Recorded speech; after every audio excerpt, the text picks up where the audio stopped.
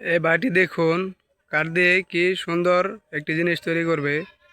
এটা আমরা এক সময় বাড়িতে দেখতাম, এখন প্রায় বিলুপ্ত হয়ে গেছে। দেখুন বাড়িটি কি সুন্দরভাবে তৈরি করছে এবং কি তৈরি করছে সবাই কমেন্টে জানাবেন এবং ভিডিওটি দেখতে থাকুন।